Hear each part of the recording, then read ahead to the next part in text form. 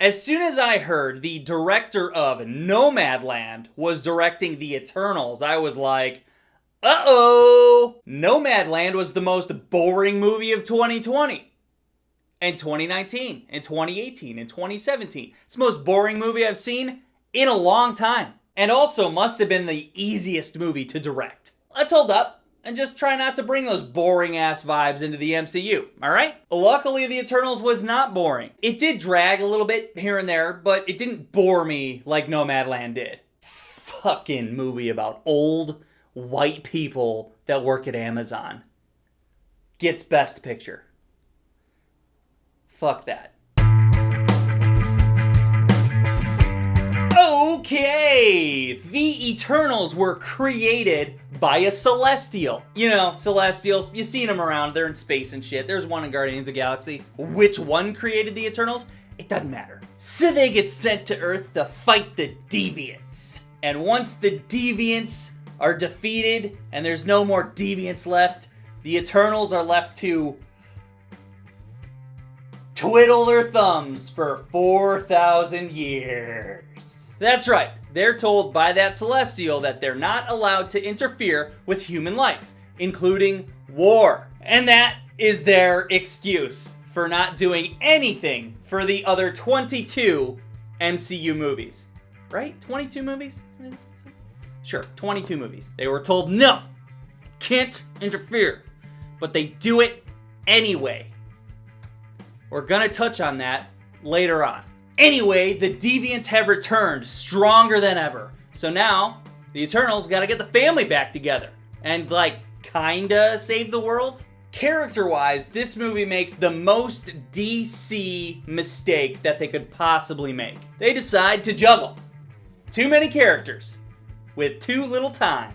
Even though this movie's a little over 2.5 hours, that's not enough time to properly develop 10 new characters that have been on Earth for 7,000 years. There are small clicks that they make to show us fractions of relationships, family-wise and relationship-wise. And with that comes me just wanting more backstory. What we do get is fine. It's good enough. It's just not quite enough for me to give a shit about every single character. When any of them died, I felt nothing. When a major character in a movie dies and you don't feel anything, that means the character development needs some work. The standout characters were a bit obvious and honestly kind of cliche, but the best character in the entire movie was this guy. He genuinely wanted to help. He put himself in danger for strangers, and at the end of the day, even when he was aware that the world was gonna end, he was thankful for his experience and showed gratitude to the Eternals. This fucking guy showed more heroic qualities than any other character in the movie. That is hilarious. In case you were wondering, my favorite Eternals were Cersei, Thena, Gilgamesh, and Makari. The character that they developed the most, with the most realistic character arc, was Fastos? And he was great too. Here's the thing. He was out of the movie for 30 minutes, and when he showed back up, I was like, oh yeah! That guy. Totally forgot about that guy. And then he was really cool after that. His power is that he can help create technology. So that leads to him helping to develop the atom bomb. You might say Hiroshima was a little bit traumatic for him. So after that, he decided to stop helping humanity. And then he created a little family of his own. So now, when the Deviants return, he's not fighting because someone else tells him to. He's fighting to protect his family. That is a well-developed character. That's 1 out of 10 characters that has successful character development. Great job! I definitely understand the criticism that this movie's been getting, and I know I've been ragging on it a bit. I'm gonna rag on it some more, but overall, I thought it was totally fine. It's fine. And that might be why people are so divided on it, is it didn't feel like a Marvel experience. When the credits roll and that line pops up about the Eternals will return in the future or whatever the fuck they say, I wasn't like, hell yeah! I was like, alright. This was directed by Chloe Zhao, the critically acclaimed director of Nomadland. I wasn't really blown away by any directing choices that I saw or any cinematography that I saw. I think it just kind of played straight through, like a regular, fine movie would. And I understand where she was trying to like hit us with the emotion, but again, that doesn't work as well if you don't properly develop your characters. I got the impression that she's not much of a comic book reader. I feel like this is a comic book movie that was made by someone that doesn't read comic books. By what I saw, I don't believe that she loves the source material. With this many characters that have been on Earth for 7,000 years, they all have a story to tell. Why not make this a series on TV? 10 brand new characters in one movie is just not enough time. Let's take a look at the Avengers. In that movie, there were only 6 Avengers. They properly built those characters with multiple movies in Phase 1. I mean, shit, Iron Man had 3 movies in Phase 1. 3! You just can't throw a bunch of brand new characters at us and throw some fucking family melodrama in there and expect us to give a shit. To get an audience on board with this story, you can't move that fast. This movie has like 1,000,000 scenes. That is some DC shit right there. Speaking of which, there's a few DC references in this, and that is a few too many. Hey! This is the MCU. We don't need to punch down on DC. We don't need to mention Batman. We don't need to mention Superman. The fuck you doing? They say Superman and or Clark Kent like 3 fucking times. Calm down, Eternals. Calm down. Yes, you have a character that's exactly like Superman. And yes, we're gonna think Superman. But the solution to that is not to just say, yeah, he's like Superman, right? We'll just make him the one that double crosses everybody. Duh. Obvious. Again, I didn't really dislike this movie by any means. I just feel like it's not a movie. I feel like it's an outline for a really good TV series. What we got was just a mediocre movie that doesn't really jive well with the rest of the MCU. I don't want to hear excuses of why they didn't fight Thanos. Why didn't you guys help fight Thanos? Or any war, or all the other terrible things throughout history? We were instructed not to interfere in any human conflicts unless deviants are involved. By who? If you truly care about protecting humanity, you're gonna fight Thanos. There were too many times in this movie where the Eternals defied the Celestial that made me think, oh, they would have fought Thanos. What about the events of Loki? How's that gonna affect the Eternals? Guardians of the Galaxy 2, Ego the Living Planet. He's like, hey, I'm a Celestial.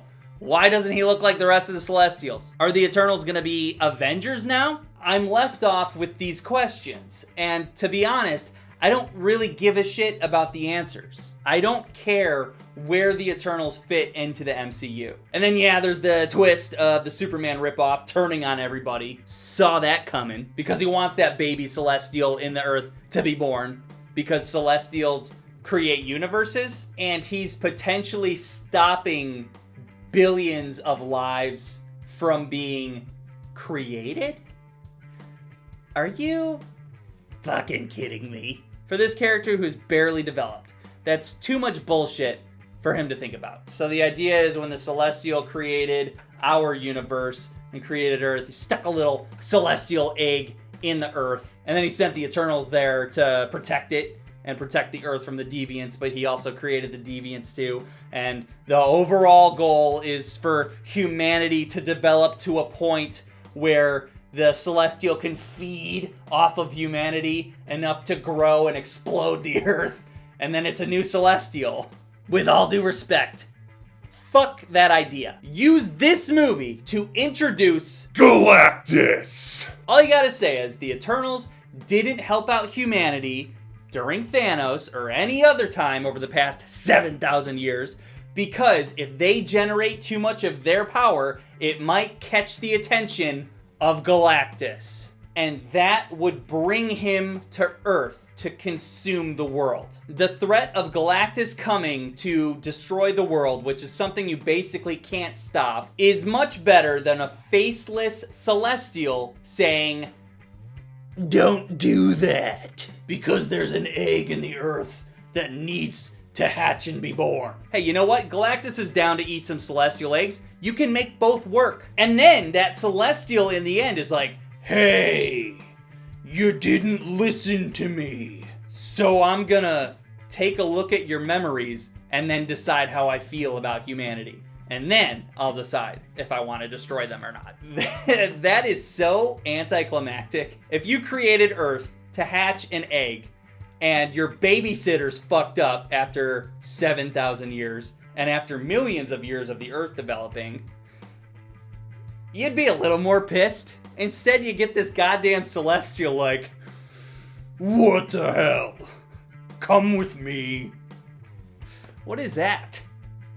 Come on. The idea of the deviants that evolve and that one that becomes smarter after consuming the life force of every Eternal, I really like that idea. I would have absolutely loved the idea of like a Frankenstein's monster turning on its creator kind of deal. Celestial creates the deviants, realizes they can evolve, sends the Eternals to fight the deviants. Deviant evolves anyway.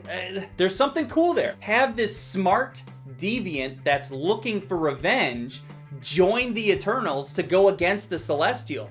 I like that. But sadly, they didn't do that. They decided to use this deviant that they developed throughout the movie to make Angelina Jolie look like a badass. And you know what? When she murdered that thing, it was badass. I like that part a lot, actually. But there's potential there for really great character. A non-Eternal that has the memories and powers of all the Eternals that it absorbs. That's the kind of character I want to see in the next Avengers.